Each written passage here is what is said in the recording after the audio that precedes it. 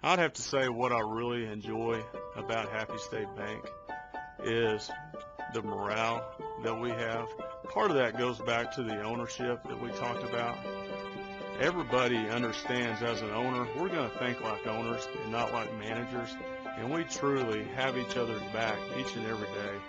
So that just the teamwork, everyone works so hard for each other, knowing that the ultimate goal is that each one of our customers is going to leave this bank knowing that we have given them everything we have as bankers to exceed any expectations they had out of our bank. Before we finish, sir. Item number 1, approval of the minutes from last week. Okay. Item number 2, first reading of an ordinance amending your present franchise agreement with XL Energy, and the purpose of this amendment is to include certain of the quote miscellaneous revenues that are collected by the company. Those revenues are collected in Amarillo from Amarillo ratepayers, and this change would make those then subject to the franchise fee. And we have Brenda Holmes. Any comments? I just am here to answer any questions that you have. This stems from a settlement agreement that was made back in 2012 after a franchise audit. And there were 4 revenues that were not previously being included in the franchise fees. And we agreed that after the next rate case that we would include them. So the new rate case rates went into effect May 1st. So that would make these new revenues applicable to the franchise fees after May 1st. The way that the franchise agreement was written, it pretty much designated what was included, and these were not. So in working with your attorney, we added just this one section designating those 4 additional revenues. The company was extremely cooperative and patient, both through the routine audit of the franchise and then working with us as we finished the most recent rate case to get this lined up and ready to go. So from the staff level, we very much appreciate it. Thank you. You make staff happy, we're happy. And just a keynote, I was talking with Michelle on this. It increased the revenues for the first month by $3,000, which increased the franchise fees by $175. So you kind of know that it's not a large amount of money, but it is some additional money. Well, it's a true up, and it puts it on the footing that it needs to be with the other franchises. All right. Next item. This is your annual action plan for the Community Development Group. Of course, your Community Development Advisory Committee has been hard at work. I would suggest that as difficult as their work has been all along, it's actually getting more difficult as those funding sources continue to shrink. As you can see from the write-up, 17% reduction for this upcoming action plan. James Allen, Mr. Bandy, you're here, sir. If you would please have a seat. Get comfortable. If you'll turn to item 3, tab 3, about the 3rd page, you start getting into your summary there. Dylan, take us away. Well, before Mr. Bandy starts, just reiterate what the city manager said. We are definitely in uncharted territory as far as pressure on future funding. I almost don't want to look at HUD emails because they're up and down as far as where cuts may be and how much. So until it happens, there's no need to speculate. But there's lots of talk about from Congress continued cuts that will really put pressure on us in the future. So we may have to make some hard decisions down the line, harder decisions. Well, I'll go through our summary worksheet with you if you'd like, and we'll go over each item.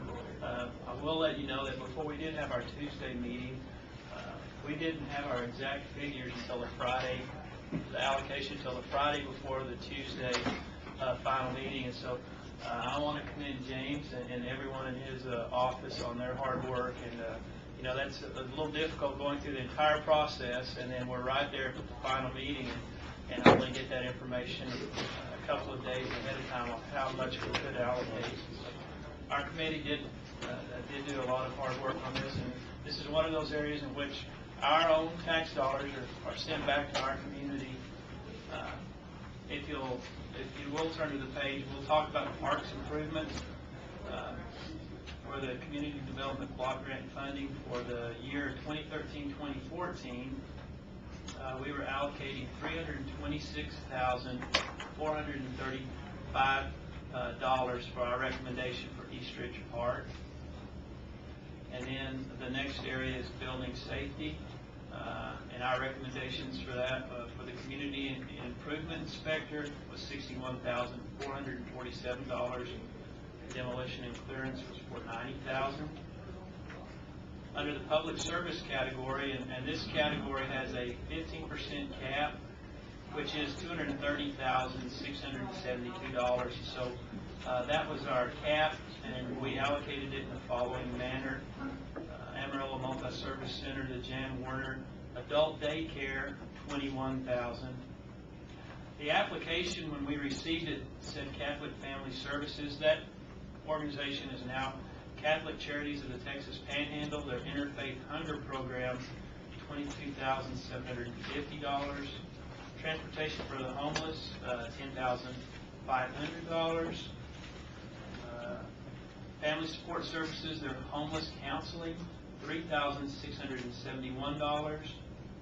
The Guyon Saunders Day Room, our recommendation was for $40,000.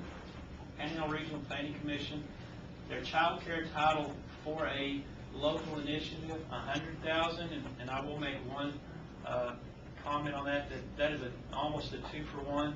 So for every dollar we would give them, they had a matching of almost $2, and that's one reason that we funded that organization that heavy, because that was one of the few organizations that came to us in which we could multiply the funds that we had.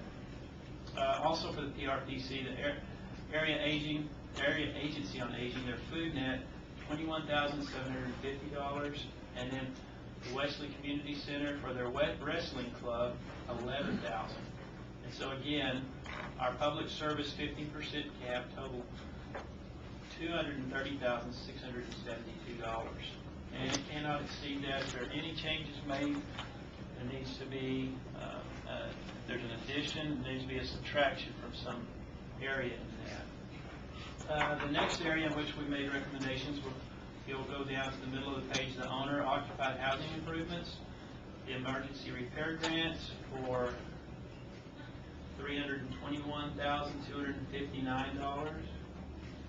A recommendation for the housing rehabilitation assistance was $50,000. And then our recommendation for the rehabilitation support administration was $150,437. And then the planning and management, the program management, which again is a cap of 20%, was $307,562.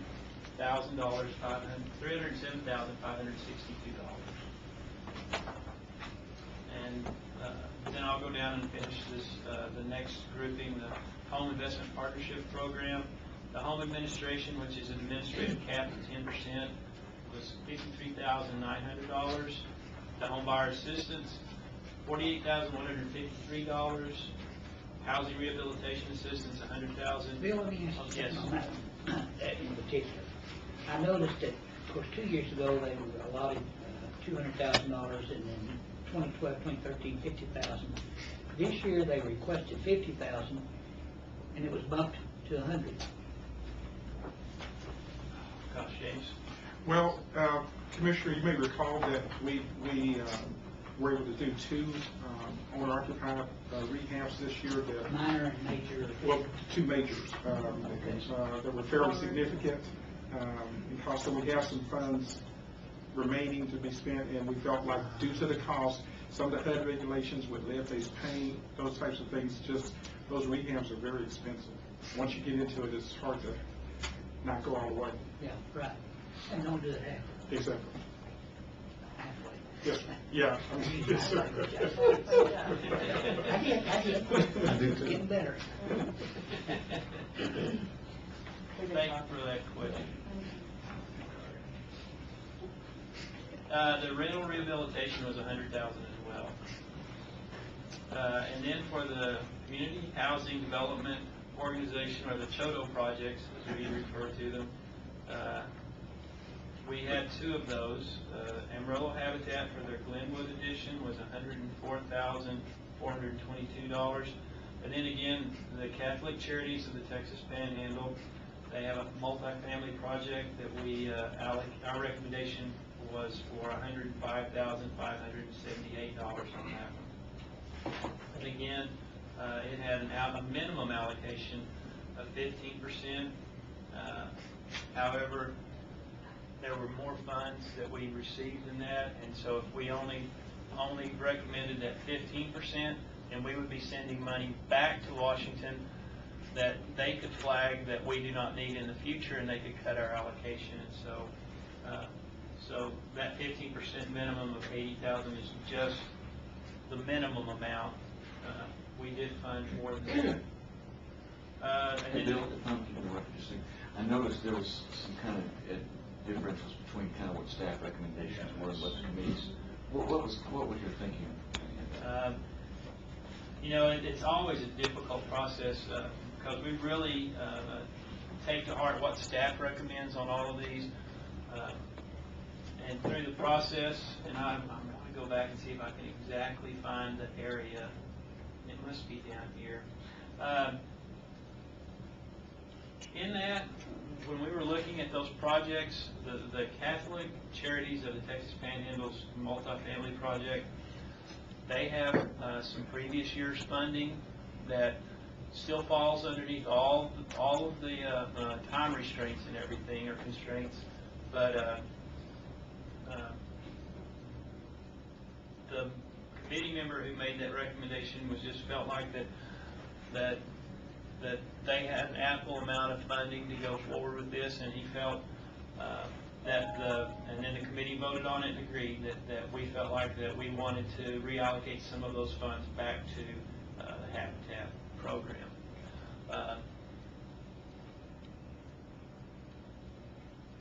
We understand that the Catholic Charities in the Texas Panhandle has undergone new leadership, and they came in about a year ago. They started a month before I did, sir. Yes. So I remember, we learned together. These 3 that are there now, well, 2 of them have only been there about a year. Well, coming up almost on a 2. year. Almost 2 years? Yes, sir. And so, although we did not, we want to continue to support that program. We hope that, as James said, our funding continues to do that. We just felt like we wanted to reallocate it to another one of the programs in the city. Well, it's good to see that you guys are doing your homework. I like that. And I will tell you that James' leadership is just phenomenal. I know a lot of y'all know that also, and his staff. But there are times whenever our views may conflict a little bit, and this is one of those areas. I think it might have been the only area in which we altered their recommendations at all. Bill, are those directly going into houses in the Glenwood area? Yes, they're building houses.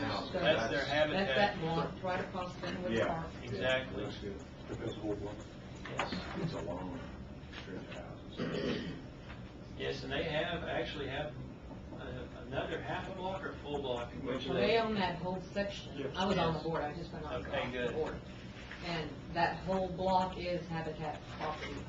And we just simply, in the reallocation of those funds, felt like that they would continue, they could use it, and they can use it in almost an immediate fashion. Is that what we changed all the streets to one way? Oh, yeah. Going on 4 or 5 years ago. Around Glenwood's had those for a while. A I long think time. the last one that we changed because of that was San Jacinto Park. We've done El Alamo, Glenwood. I think Glenwood went first, and then El Alamo. Most recently, San Jacinto. I wish the pattern would change. Do what? I wish we didn't have all those. It's a hassle, isn't But it? you know, amazingly, for no more than really what it takes to do that, the change in the patronage and the use of those parks is instant when you do that. have the north-south street supposed to exiting the same way, so we gotta go around 3 blocks. Can't make it work around the park. No, That's you what can't. goes back and. No. No wonder it's this is for a moment. It's time for whatever works. And then the bottom part of the page, the Chodo operating assistance, in this area, we are capped at 5%, which is $26,950. So we just simply split that funding between the two organizations that qualify in the Chodo operating category. And Amarillo Habitat and Catholic Charities of the Texas Panhandle each we recommended each to receive $13,475. And so for the total homes request, it was $539,003, and up above the CDBG request total was $1,537,811.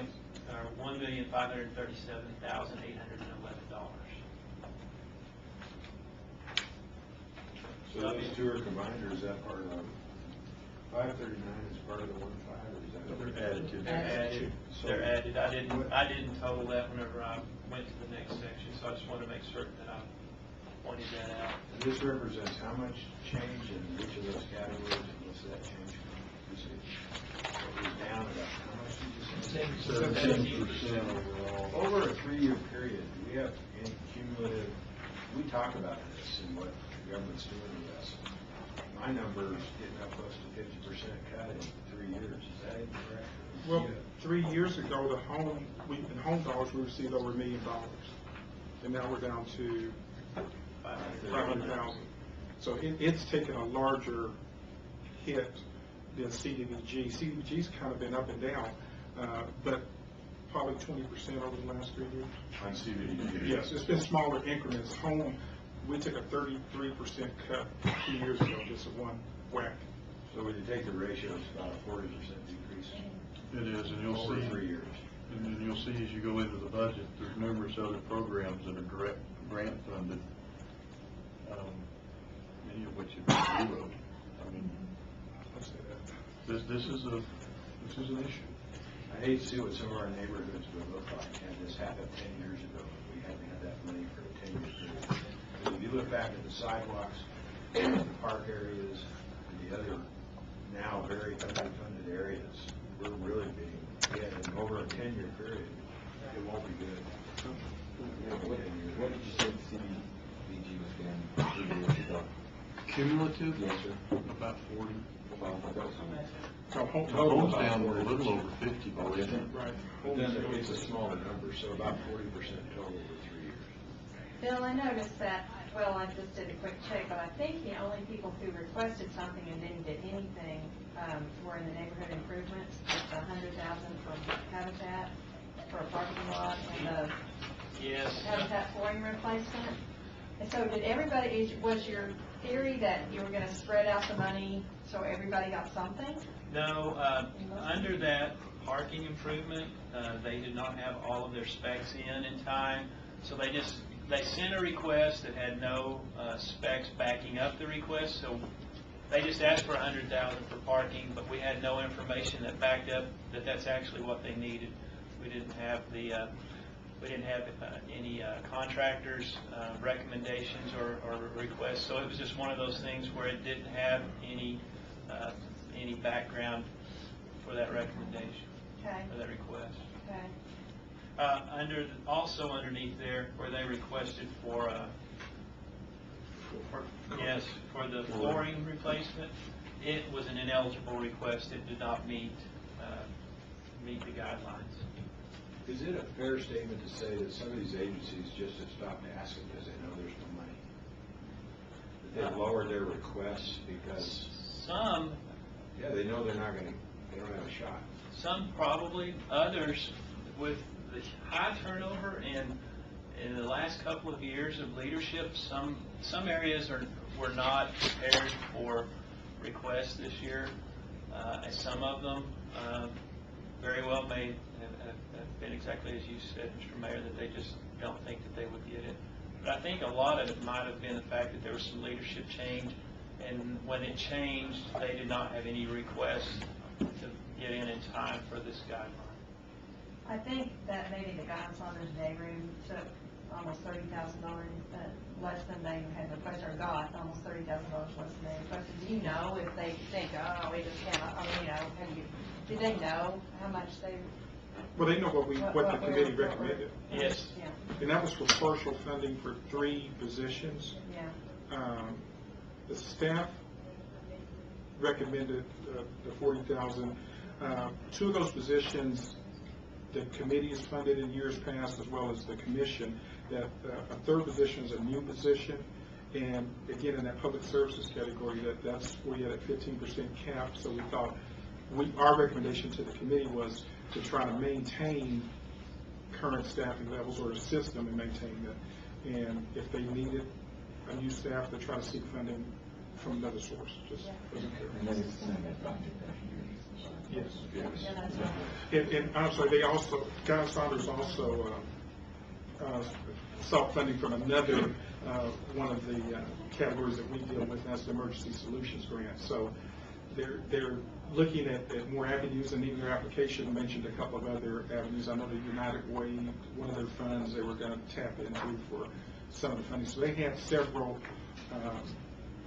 methods to try to fund those positions, so we felt like they have more resources than some of the others. It's a lot of work.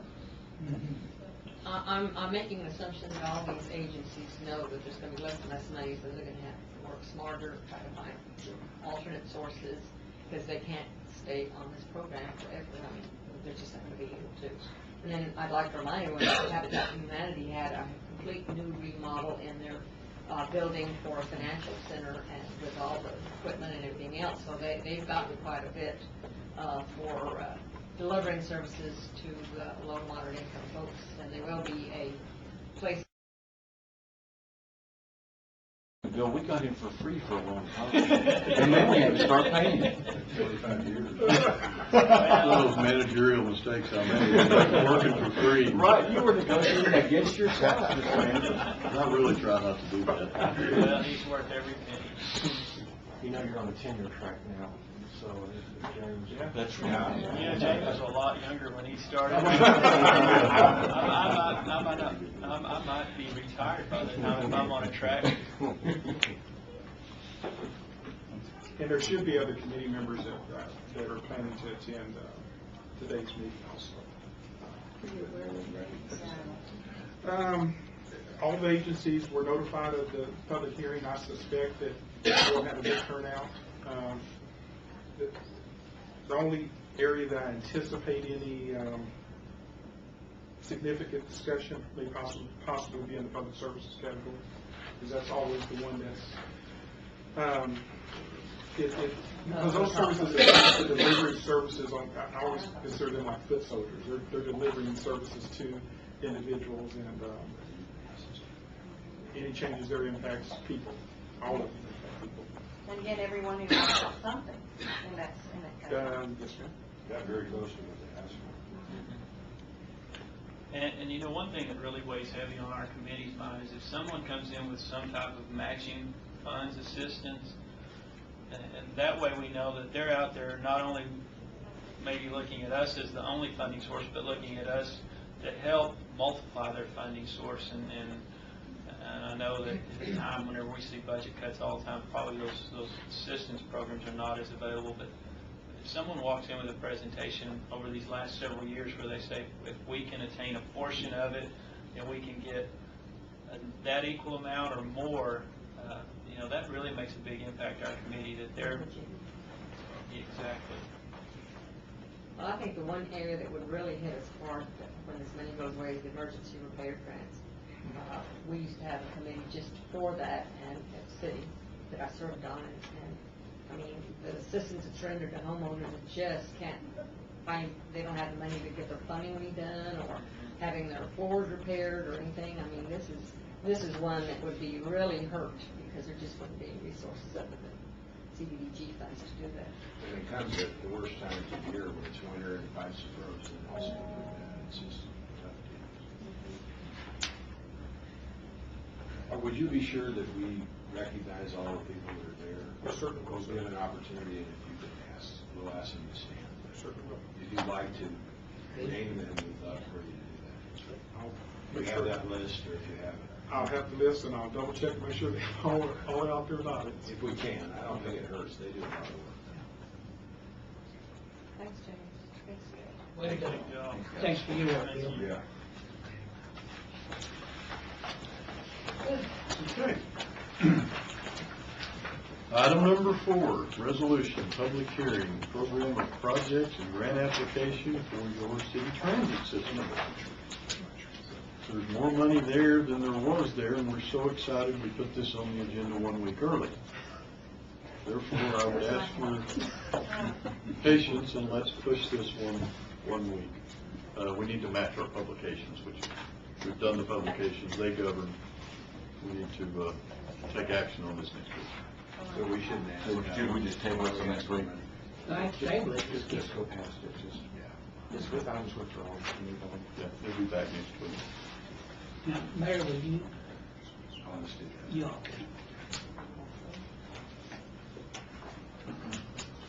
Maybe more money will show up. I don't think so. But maybe. How much, we'll talk about that next week, how much more it is than last year. What? Yeah, it's like 2 million. Well, it's 800 out of this pot.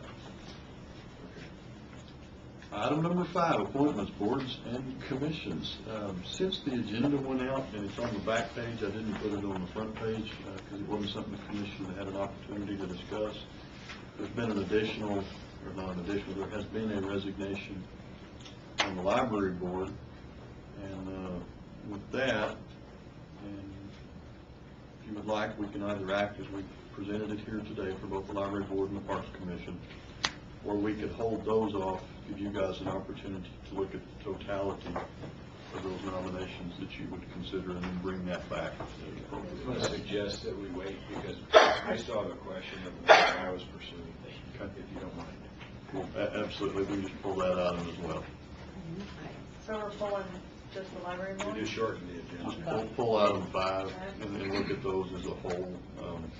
You'll need 4 now instead of 3, and we've added another board since we've had an opportunity to discuss. Consent agenda item A. We will look at that, it's okay to say next week if you want. Oh, absolutely, you can, whatever time you're ready. Item A is a contractual agreement between the city and Amarillo College. This is specifically the Department of Public Health, and this is to provide cooperative opportunities to medical students at Amarillo College through the Department of Public Health. Nursing students, pleased to do that. I'll need Well, I to think remove college that. they've gotten in medical school. I'll need to remove that for a second. We would like to. I'm bad on my terminology sometimes. Students of the nursing program, not the medical school. And that's the program. well, if we follow the rotation, item 4, the consent agenda will become item 4, So the which amount, will be but yours. what I'll so do why is, don't you move everything but. Well, I asked Okay, first I'll do that. I asked first if we were going to remove something. Yeah, so then you'll have to approve that. You'll do it. I'll go with the second, yeah. Okay. Item B, continuum of care grant agreements. One of those rare HUD grants that we're getting today that actually has an increase in funding, but also an increase in the matching requirements. Vicky? Oh, James is back. James? He appeared. You appeared. He's very quiet sometimes. I'll try to be. You're absolutely right, City Manager, that we actually did receive increased funding. However, the matching requirements it was difficult for the agencies to work that out, but they were able to do that. This is a true collaboration where the Continuum of Care is a group of agencies, including the city, that address homelessness. We try to move persons from homelessness to self-sufficiency, to stable housing. And this was a grant that we saw and have received. These 2 particular grants, we collaborate with Texas Panhandle Centers for the permanent housing project, and we collaborate with Downtown Women's Center for the transitional housing programs. There are 2 great partners that we work with. They provide the case management. we provide the housing. So it definitely works. Probably these two could stand to have more increases in the future because they actually move people from needing assistance to self-sufficiency. That should be our goal on all of our projects. It's always a little confusing to me. Now, these are not on the worksheet. No. It's separate. Amarillo is the lead agency of the continuum of care, which is all the homeless agencies and individuals. It's not just limited to the agencies. It's HUD mandated, the COC. And so it does not go through the Community Development Advisory Committee as far as approval. The COC recommends projects in collaboration with the agencies, and these are the ones that we have solved. In fact, you'll see another in the future meeting. We will see one for our HMIS project, our Homeless Management Information System, and also one for another project that fails me. They just haven't funded those yet. Do we have a document that has all of those on there, just so we can kind of see the whole spectrum of services? You will. You will. We aggregate those in the budget. Okay. And I agree that these are hard to keep up with. There's probably something approaching close to 20 of these pieces and parts. They're not all on the same funding cycle. I remember out there in the second book, that was smaller. They're in volume 2. Yeah, like, Are they all being cut, or is it just the? It's a seesaw, and don't have I don't detect the logic. It's not as if there was a across the board consistent reduction applied, and this is not necessarily the sequestration that they meant so much was about this year. This has been going on for 3 years. Are you saying there's politics involved?